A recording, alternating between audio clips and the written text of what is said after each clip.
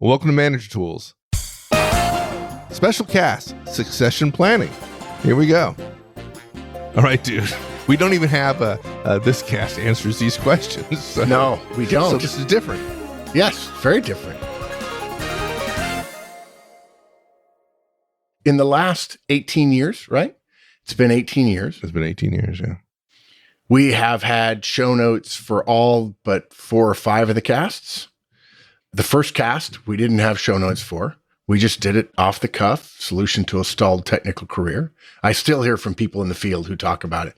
That was the first cast I listened to, and it grabbed me, and I've been listening for years and years and years ever since. A lot of people start with the Trinity, but that first cast was, well, it was a long time ago. And 18 years has passed, and in addition to putting out, hopefully, what people think is a lot of great content, and we hear that often, they recognize that the present structure of Manager Tools can't go on forever.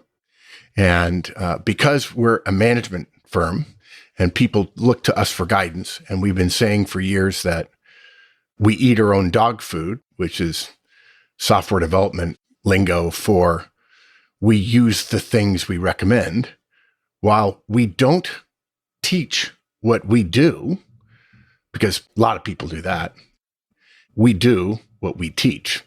And it seemed to us, we've been talking about this for the last several years, what is the next phase of Manager Tools? And we have agreed that our mission is every manager effective and every professional productive, right? And we have said many times that that would not happen in our lifetime. And so we had to create a company that would outlast us. And I think we've done that pretty successfully, partner. I think so. Yeah. Congratulations. Yeah, you too.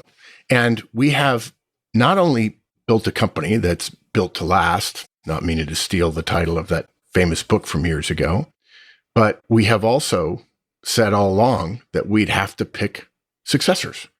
And we have. And we've announced it recently. It was in Things I Think. For those of you who are licensees, I'm sure many of you read it. I got hundreds and hundreds and hundreds of emails thanking us and congratulating us for our plan. A lot of people thought that it was just a retirement announcement. I don't know if you got any mails, but I got a bunch of mails about us retiring. And I told all of them, this is not a retirement announcement, although we will be retiring soon, but rather it was a succession planning announcement. And in order to have new people at the top of the firm, we had to step aside. You don't need 4 in a box. Right. You don't need 5 in a box. And as long as you and I are still around, the people who are going to take over for us, people will still look to us. I could just see us in a meeting and being quiet, but everybody looking out of the side of their eyes saying, is Mark or Mike going to say something? And for the last several years, you and I have been grooming our replacements. And on 30 June, 2 weeks ago, we announced internally to the firm what we planned on doing, and we intend to share that with all of our Manager Tools listeners in this cast. There won't be any ads in this cast because we feel like that would be silly because we're talking about MT internal stuff. We rarely do this. I think a couple of years ago, we had an anniversary show where we talked about our history. Done that a couple times. Right. But we Not also know that times. people, no. We also know that people expect us to give guidance. And so we try very hard not to talk too much about what we do internally, but at the same time, share those things that are seminal, significant, important to the firm, but also important to the community. So you and I talked earlier this week, and we thought it would be a good time to do this because it is also, this message is also going out in an email to our entire community, but we also know that there's a much larger community that we don't have email addresses for. We wish we did. And if we don't have your email address, please come to the website, sign up, create an account. We won't spam you. Hopefully, you know the kind of people we are. We're ethical. We're good people. We care about you. Mike and I have built a company to last, and we often joke that we took a vow of poverty to do it. And we've built all kinds of systems and processes in the company so our successors will take over a well-run organization and a well-planned organization. Whereas Mike and I, when we started, it was just him and I. In fact, in the beginning, Mike, if you remember, we didn't even have a revenue plan. We did knew not. We did not. We knew we had figure an it out. anti-revenue plan, which is We did. You had your consulting company. I had this great job opportunity, and we said no to both of them. No, yeah, exactly. That was. It turned out well. Yeah, we knew we could figure out some way to do revenue. We also knew that the plan of giving away everything we know for free every week was probably not going to pay our bills. And so here we are, 18 years later, with a pretty important announcement. We thought we'd share it with you. And then afterwards, Mike and I will talk a few minutes and we'll let you get back to work. So here is what you would have heard if you came to our all hands meeting, which is, I think, the first time in our history that Mike or I called an all hands meeting on short notice. He and I knew what was coming. Nobody else did. And I said this to our internal community: welcome all. Mike and I are pleased to announce that we have made the decision to be succeeded by Kate Braun and Sarah Sintis as managing partners of Manager Tools. In honor of their incredible performance and exceptional relationship between Kate and Sarah, you'll note that we describe their roles similar to Mike and I. Mike and I are co-founders. We're equal owners of the firm. And Mike and I trust them so completely that they will both be managing partners, equals. We completely trust them. Because of that trusting relationship that they have built over 10 years working with us, we didn't feel the need to put one person at the top. Now, folks, if you know anything about org structures, and having consulted to org structures and succession plans in small and medium and fairly large companies, we knew that that made it a great deal harder for them, but we believe in them. Mike and I benefited from the very beginning, knowing that we had to work hard at our relationship because we too were and are still equals. We turn to each other for guidance. We run ideas across one another. There are times when he makes decisions for his part of the business and I make decisions for mine. But if we ever get the feeling in the back of our throat that it's a big decision, we've talked about it. And it has been one of the greatest professional satisfactions of our lives. And we talk about it quite frequently that we have led this firm together for nearly 20 years now. So Mike, thank you, partner, for all these years. It's been absolutely the greatest job I've ever had in my life. Great fun, and a testament to our team that even when the you-know-what hit the fan, and 2 years ago in March of 2020, a small company with no debt and very carefully decided pricing that was easy for virtually anyone to get access to our guidance.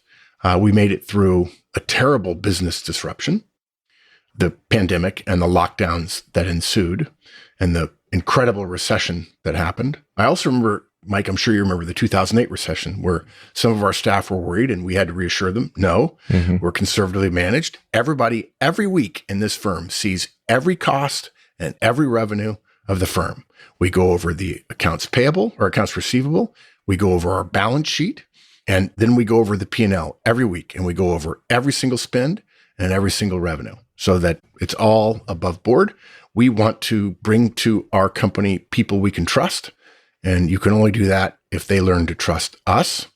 And so we share everything. It's quite open kimono here. In fact, Mike, I keep thinking someday we ought to allow a bunch of people in to see one of our ops meetings on Friday when we go over everything to give them some sense of, well, how well we run meetings. We're good at that. And also how we run the business side of our company. Now, some folks out there in the larger community, some of you are listening right now, will be surprised by our structure at the top.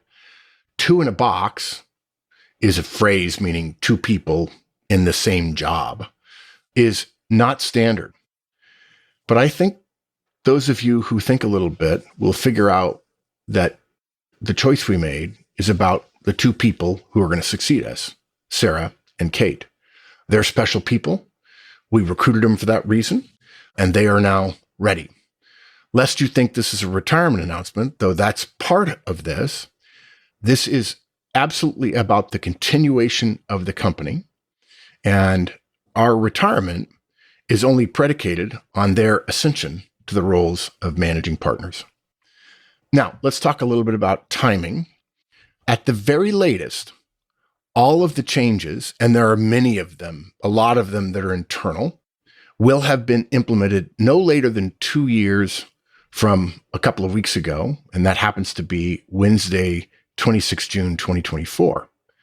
And when the transition occurs, whenever it does, Mike and I will jointly retire, become board members, and provide something between minimal and reasonable fiduciary oversight.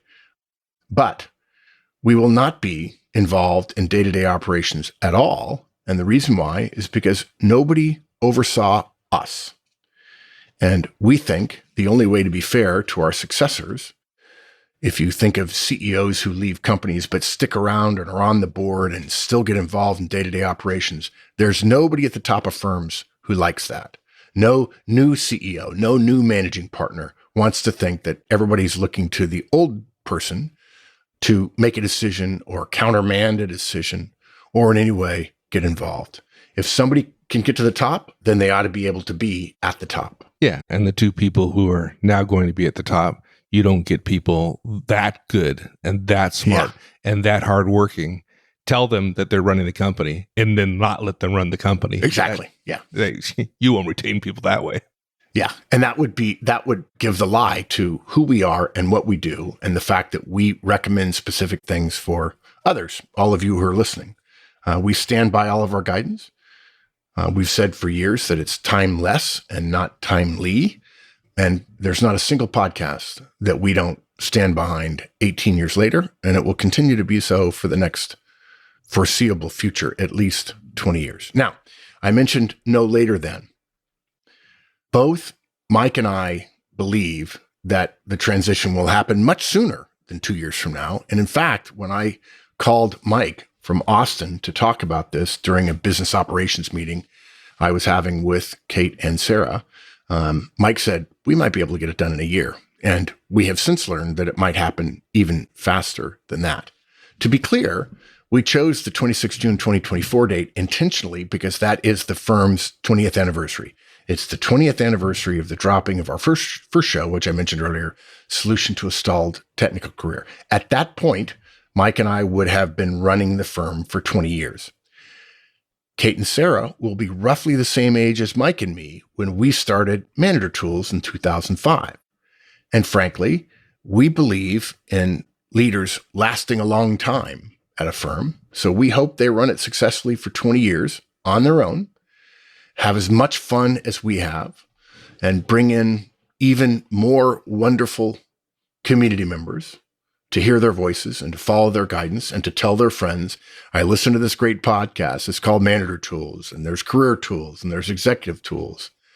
And we want them to achieve even more success. Both Mike and I are smart enough to know that we had two jobs for the last 20 years. One is run the company successfully, make it a viable concern so that you could count on us every week and all of our travels all around the world, public and client conferences and all of our digital products. And the second thing we had to do was pick our successors so you could rely on us for another 20 years. Now, I mentioned it may happen sooner than that. Again, that means we're not going to stick to that 20th anniversary date out of some sentimentality. It has a nice feel to it, we admit, but we will be assessing progress of the transition, which we are already in and have already made internal org chart realignments. We had 2 this morning, I think, in our operations call. Yeah. We're recording this on a Friday. We will pay attention to how things are going, and we will over-communicate to you about it as well when those things that we're doing internally might have an effect on who you see or hear and so on. If it does happen sooner, and we expect it will, Mike and I will retire when it does happen. We will not wait for 2 more years. So if you're wondering how fast this is going to happen, like I said, we've had 3 org chart changes, and there are more coming. And frankly, it's simple. Organizations have to stay alive, and alive means change. And I don't think people realize how much organizations are changing all the time. They look up and they see that things are pretty much the same, but they don't realize that organic change happens in small bits and pieces all over the organization. And if you look at an organization, say 2 years from, say, today, if you wait and then look at 2 years, you'll see lots of changes. But day to day, those changes aren't really obvious. Now, when we made this announcement, Mike and I decided that we would say a few words to our internal team about Kate and Sarah. And we thought we'd do that for you to reassure you that we have made an outstanding set of picks. Sarah has been with us a little bit longer, so I'll start with her. I can tell you folks that when I interviewed her, and if you know anything about us, it's not easy to get hired here. We're not afraid to interview for 20 or 30 or 40 hours if we have to. I think I interviewed one of my assistants for over 50 hours over the course of several weeks. I knew when I interviewed Sarah in Chicago, actually, that she was going to make a significant difference for us.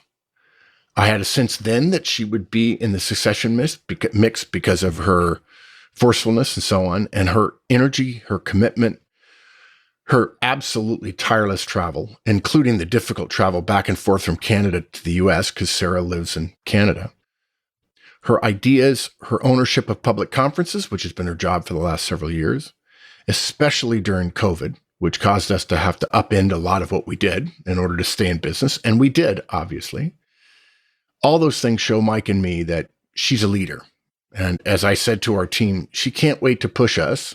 And I admit that's probably mostly me because I'm her boss, out of the way, frankly. And to tell you the truth, folks, as we've seen that start to happen, that's a good thing. They want not power, but opportunity to make a difference. And they will. Yeah, and they will. There's no question. Oh, there's no question they'll outshine us. Folks, if you're wondering, how is your life going to be different 5 years or even 3 years from now because of this change? It will be better. Yes. It will be better. Yeah. At least that which we can impact. Right. As for Kate, when I interviewed her, the last thing I said to her was, you do realize that if you screw up enough, I'll fire you, right? And she said yes so fast because that's exactly what she wanted, a chance to succeed, which if you have chance to succeed and there's risk, you have a chance to fail as well. It showed me that she absolutely had the right attitude for coming to work here. She leads our largest piece of business, the client business. She has built relationships with clients even better than I did when I started doing this 30 years ago when I owned my own company.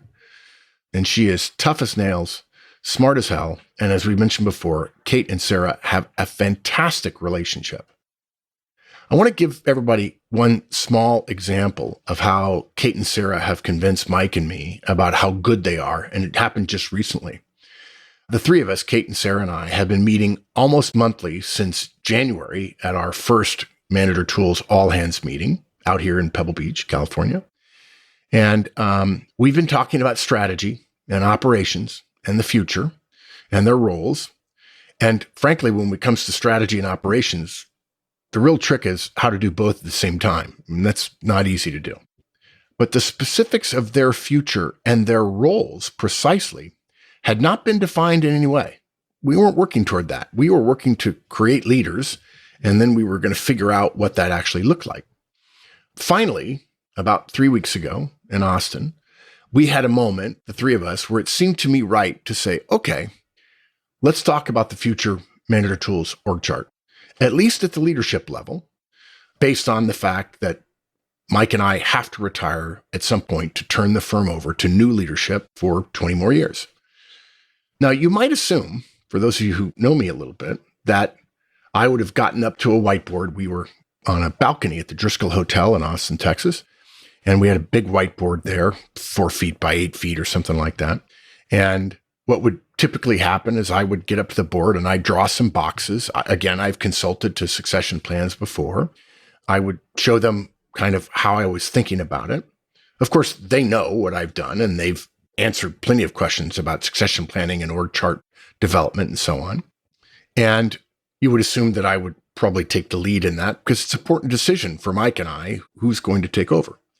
And frankly, when I've done it before, The rubber really meets the road in these situations when boxes and lines of a proto org chart start getting drawn, written down on paper.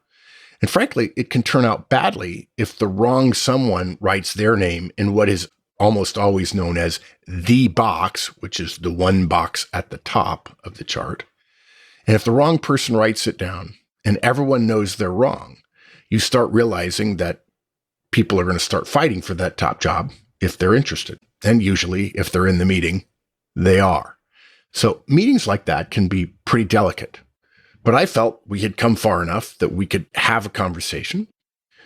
And I decided that I'll see how it goes. But if I needed to step in and start drawing and talking and explaining what I was thinking, I could do that. But that's not what happened. We had just finished 6 hours of reviewing every person in the company, strengths and weaknesses, their future, what we liked, what they might be good at 2, 3, 5 years from now, to sort of have an on-ramp to the future or a new road built into the future. And so the assumption might have been among the three of us is that I would keep writing. But at that moment, Kate stood up and said, "All right," which is fine with me because I was tired of writing at the board for 6 hours. And at that moment, Sarah opened up her notebook, consulted the notes that she and Kate had previously prepared, knowing this conversation was going to happen. And over the next 45 minutes said, basically, "Mark, here's the org chart we want." And I just stood and watched. And those of you who know me know that I'm not terribly good likely to at do that. that. No.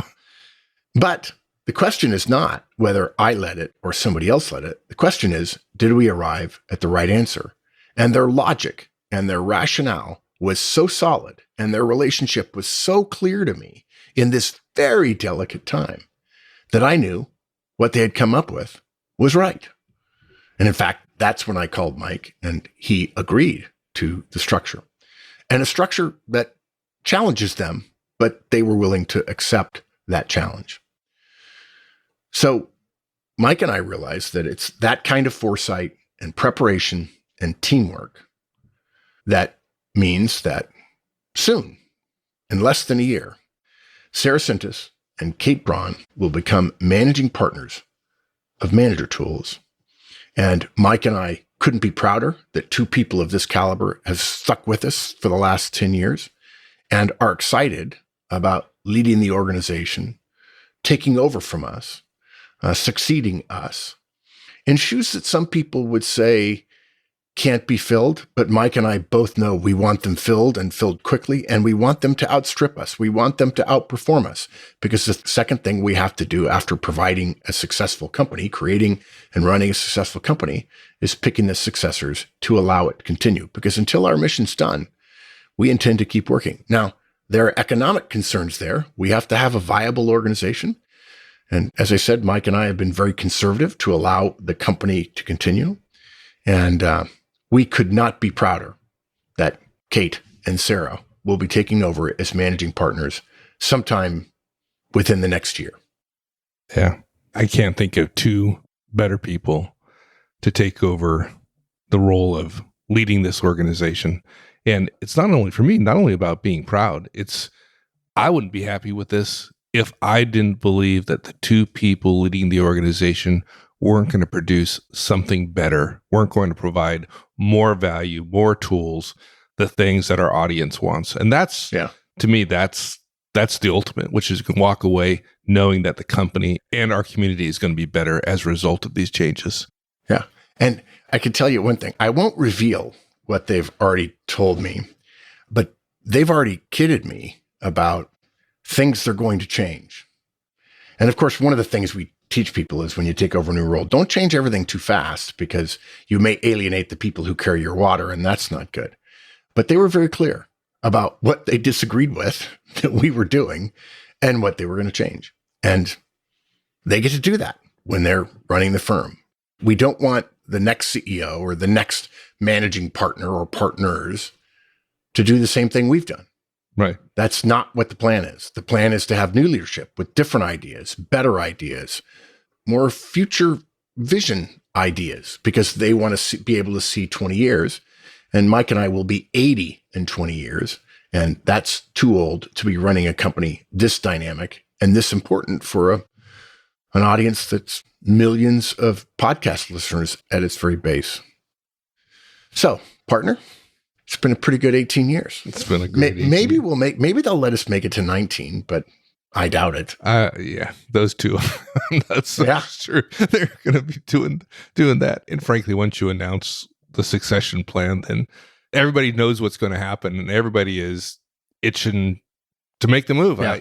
Right now, it's sad to say I didn't clear this with you before talking about it, but at some level, we're just simply in their way right now. We're in the way. There's no question.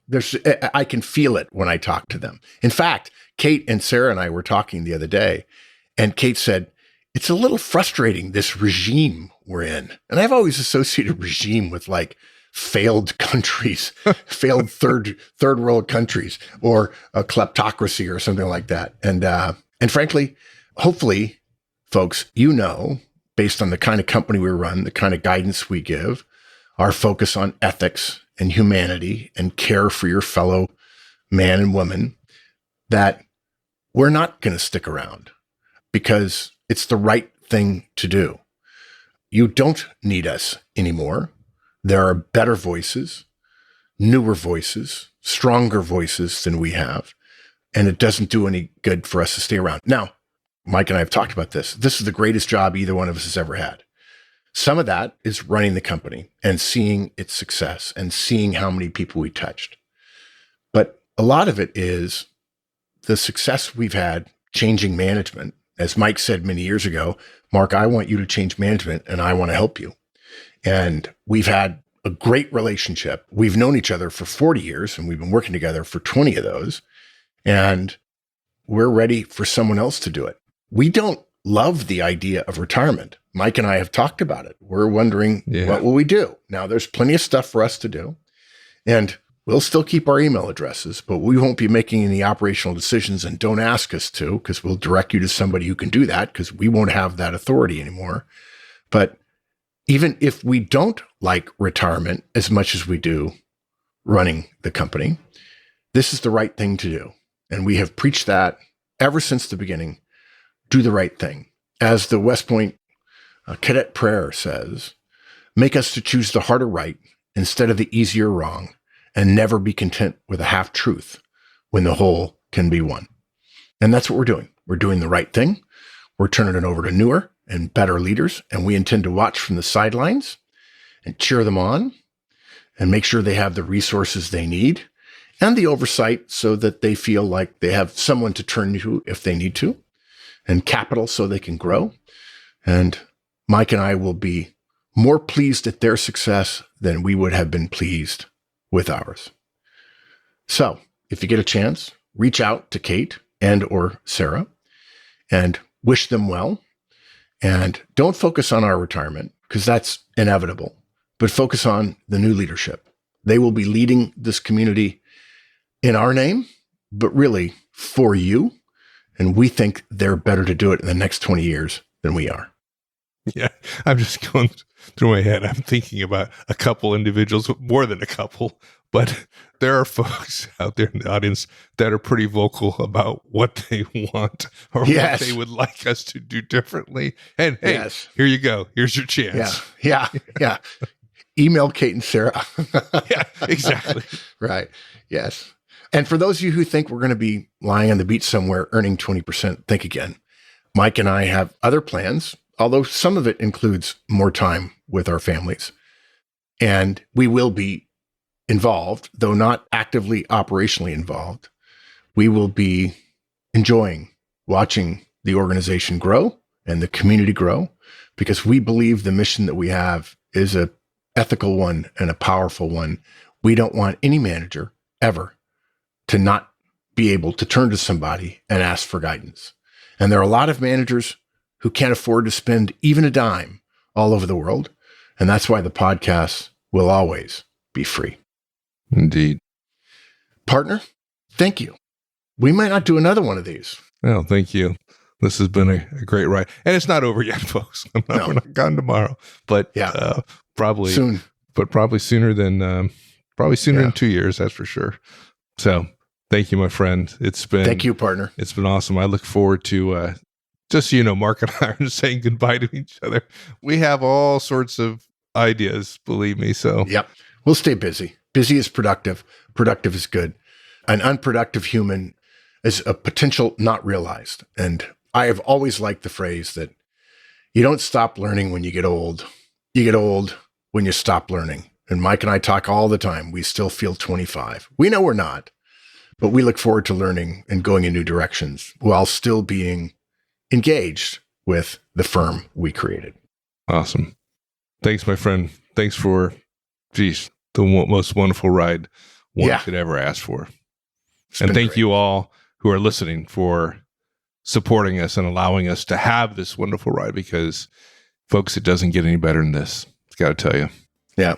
Our relationship with you is one of the most precious things I've ever experienced in my life. The connection we have, those of you who are licensees through Things I Think, and the emails we get about the careers you think we helped, when in fact we didn't help. You did it yourself. Credit always goes to one in the ring. It's a special thing, and it'll be a part of my life forever. No doubt. Okay. All right, my friend. Talk later. So long, everyone.